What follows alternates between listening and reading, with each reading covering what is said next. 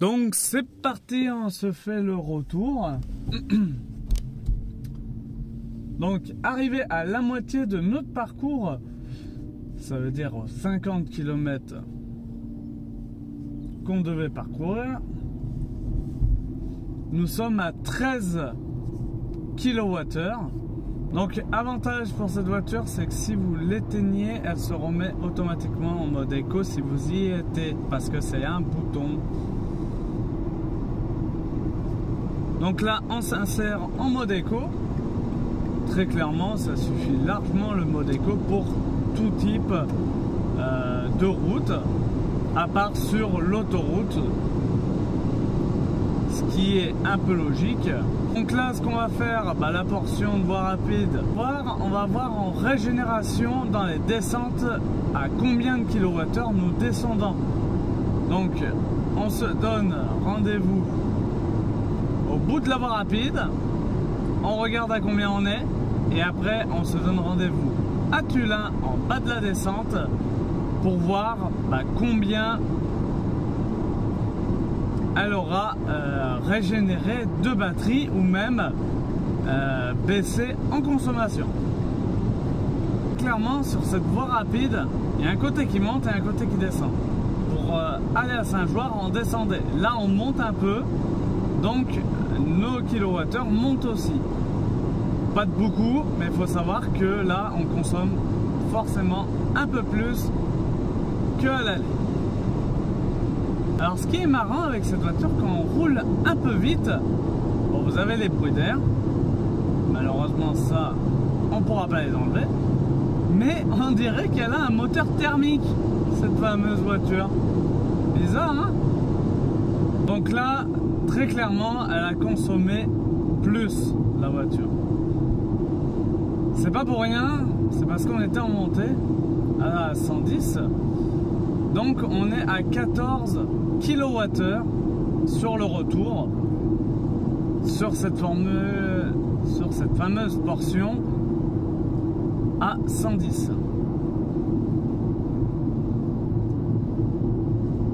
Donc là nous sommes à 14 kWh et il nous reste 61% et 111 km d'autonomie. Alors on va voir si on va beaucoup régénérer sur la descente qu'on débute d'ailleurs maintenant. Là il fait pas encore trop chaud, hein, mais quand vous allez mettre la clim, vous allez forcément consommer un petit peu plus. Là très clairement, moi je vais mettre un peu de ventilation. On va peut-être mettre en auto, tiens, pour voir avec la clim ce que ça donne. Donc voilà, j'ai mis à 22. Là elle a terminé de la refroidir à 22, il n'y a plus que de la ventilation. Très clairement, c'est aller rapidement, c'est une petite voiture, donc ça va très rapidement pour refroidir ou pour réchauffer l'habitacle. Donc c'est pas ça qui va vous faire consommer. Ça va vous faire consommer, mais beaucoup moins que sur une thermique basique, quoi. Je peux vous dire qu'on n'est pas tout à fait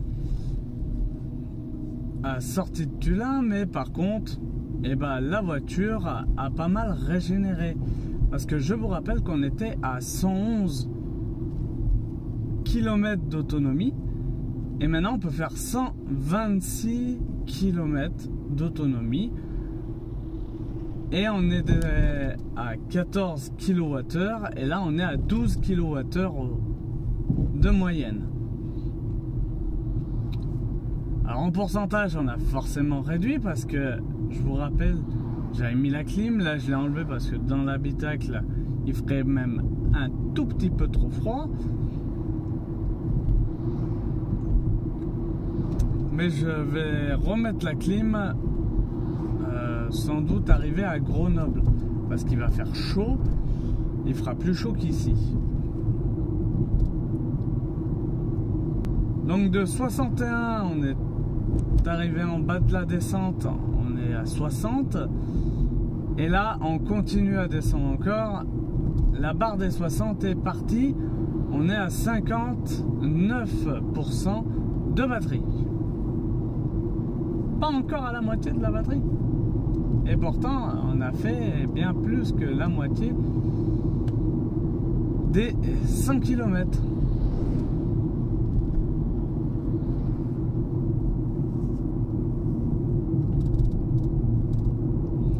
Et c'est des routes mixtes. On a eu jusqu'à 110. Donc ça veut dire que, à part l'autoroute où là vous allez franchement consommer parce que c'est typé citadine comme voiture. Mais à part ça, les routes à 110, vous pouvez y aller tranquillement sans forcer. Donc avec cette voiture au limiteur, très clairement, vous êtes souvent à 0 kWh de délivré pour avancer avec la voiture. Pourquoi? Parce que le limiteur fait bien son rôle et le calculateur dit c'est bon, pour aller à 50, je n'aurai pas besoin d'accélérer. Donc vous vous retrouvez souvent à 0 kWh. D'où cette fameuse autonomie et cette fameuse consommation très basse. Donc là nous sortons de Tullin, très clairement nous sommes arrivés à faire du 11,8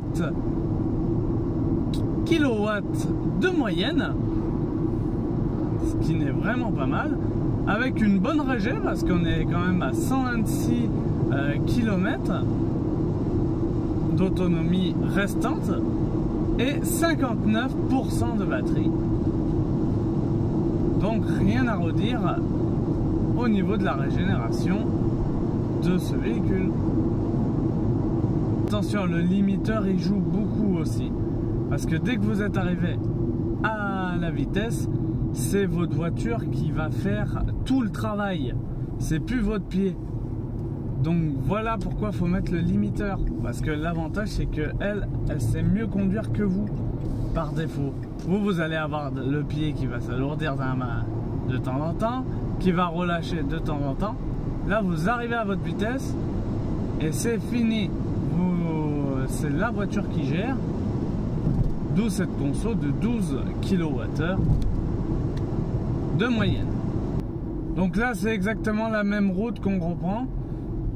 Alors on va être un peu dans les montées là, dans les zones à 90, mais sinon il n'y a pas de grosse différence, donc je ne vais pas commenter. Je vous mettrai en accéléré sur la vidéo le parcours.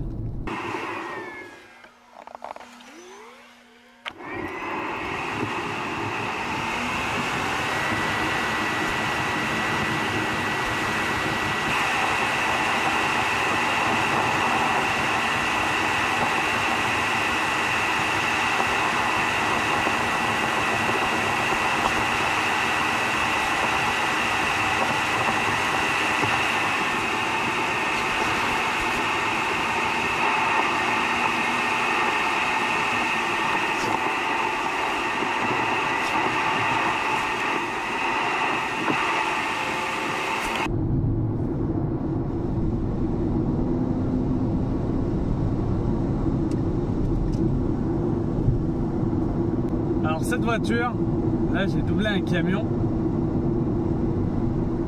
pied au plancher, vous pouvez doubler n'importe quoi comme véhicule, vous serez tranquille. Pied au plancher, ça veut dire que ça enlève le mode éco. Mais après, vous êtes tranquille, vous pouvez faire largement un dépassement sans vous mettre en danger. Alors je rappelle que sur la rocade, s'il y a les bouchons, les véhicules électriques ou convoiturage ont le droit de prendre la voie convoiturage. Et oui, c'est une voie réservée pour les véhicules électriques et qui font du convoiturage. Bon, bien sûr, les bus aussi, ils ont le droit d'y aller. Donc là, on va aller prendre la voie rapide qui sort de l'autoroute jusqu'à la sortie ou l'entrée de Saint-Égrève. C'est vous qui voyez. Là, sur cette portion qu'on a fait, on est à 11,8 kWh.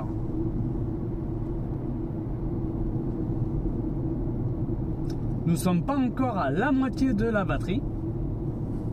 Et il nous reste encore 108 km d'autonomie à rouler si vous roulez comme je roule actuellement. Donc mode éco, mode B au niveau 3 pour la régie,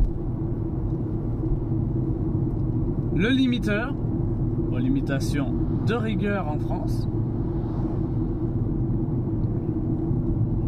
Et vous êtes très bien, c'est une voiture qui peut faire des kilomètres. Attention, pas sur autoroute. Là, ça sera beaucoup moins intéressant de prendre l'autoroute. Donc là, nous sommes partis pour la voie rapide. C'est parti. Le fameux panneau que je vous ai dit, autoroute, enfin, voie rapide pour les bus, les voitures électriques, les voitures de convoiturage et sans oublier les taxis. Ça y est, nous sommes passés en dessous des 50% de batterie. Il nous reste toujours 101 km. Nous sommes à 12 kWh de moyenne. C'est pour ça qu'on est passé en dessous des 50%. Alors là, je vais ralentir, je vais me mettre parce qu'on va sortir à la prochaine et il y a pas mal de circulation. À ce moment-là, je vais allumer la clim. Ça va consommer encore un petit peu plus, mais sinon, très clairement, j'aurai chaud et si j'ouvre les fenêtres, vous allez plus rien entendre. Nous sortons direction la fin de ville de Noyaré. Sur cette portion de voie rapide, nous avons fait 12 kWh de moyenne. Donc là, ce qu'on va faire, on va faire jusqu'à 100 km parce que la norme, c'est les kilowattheures au 100 km qui vous affiche dès que vous achetez une voiture électrique. Donc là, nous sommes à 93 km de parcouru. Je prendrai une photo dès qu'on arrive à 100, si par exemple on n'est pas arrivé au garage. Comme ça, au moins, eh ben, vous serez tranquille, vous aurez toutes les informations aux 100 km. Donc je vous reprends dès qu'on arrive aux 100 km. Donc attention, dans toutes mes conduites, il faut surtout avoir de l'anticipation. Au feu par exemple, pour régénérer un peu plus de batterie, vous allez freiner une cinquantaine de kilomètres avant. Enfin, lever le pied. Parce que freiner, c'est la voiture qui va freiner. Dans les descentes par exemple, vous allez juste appuyer légèrement sur la pédale ou vous mettre à la limitation si c'est possible. Vous n'essayez pas d'aller dans le plus où vous allez utiliser de la batterie. Vous allez réellement vous servir de l'inertie du véhicule pour vous faire avancer plus ou moins vite. Et bien sûr, après c'est de l'éco-conduite. Je vais ralentir avant, je vais anticiper s'il y en a un qui doit freiner. Je vais aussi essayer de prendre que des routes jusqu'à 110 et pas aller plus haut. Voilà, c'est des petites choses comme ça qui font que vous pouvez faire beaucoup de kilomètres avec un véhicule électrique. Bien sûr, le mode B, si vous en avez un, vous l'enclenchez. Si vous avez un réglage du mode B, vous le mettez au maximum dès que vous êtes en ville, même de partout, hein, par défaut. Comme ça, au moins, vous êtes sûr de régénérer au maximum votre batterie. Après, il y en a, ils vont dire, on s'embête pas, on le laisse tout le temps au minimum et on freinera. Oui, mais vous aurez une moins grosse régénération de votre batterie.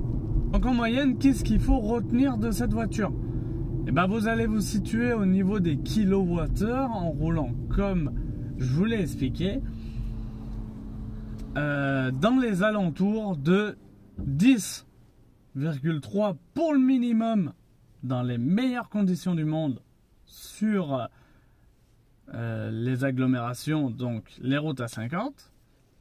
Pour le maximum que j'ai pu faire en roulant fort à 110, c'était 14. Voilà, vous retenez ça. 10,3 et 14 pour cette voiture.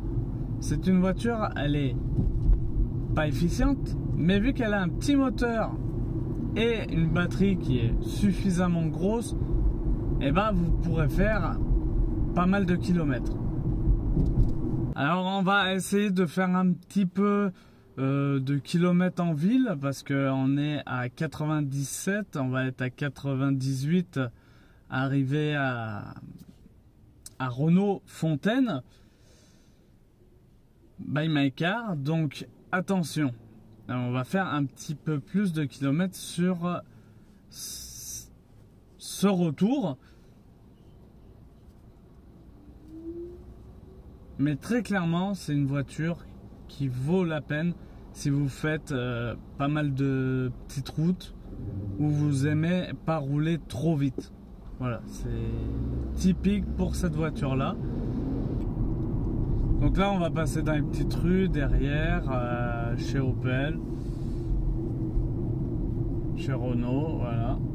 On va faire un petit peu plus pour arriver à ce qu'on recherche.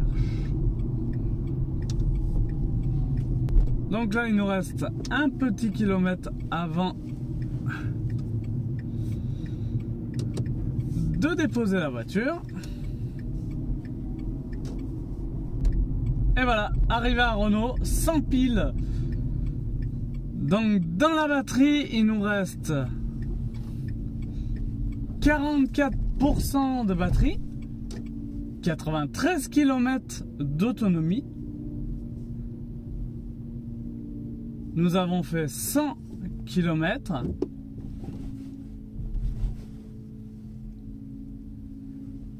Et nous sommes à 11,5 kWh. Donc qu'est-ce qu'on peut dire de cette fameuse voiture? Eh bien très clairement qu'elle consomme pas grand chose. On est parti, on était à 100%, on revient, on est à 44%. Il nous reste 93 km d'autonomie. En moyenne, aux 100 km, nous avons fait 11,5 km.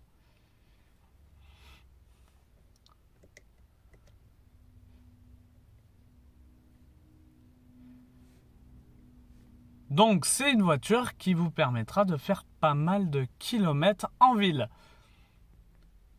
Donc là, si je fais bien les calculs, 101 plus 93, ça vous permettra de faire 193,1 km d'autonomie en cycle mixte. Donc moi je vous dis à très bientôt sur Je vis en mode électrique. N'hésitez pas à vous abonner, à mettre un gros pouce bleu, à venir à la concession Renault Dacia de Fontaine by my car. Et moi je vous dis à très bientôt pour de nouvelles vidéos.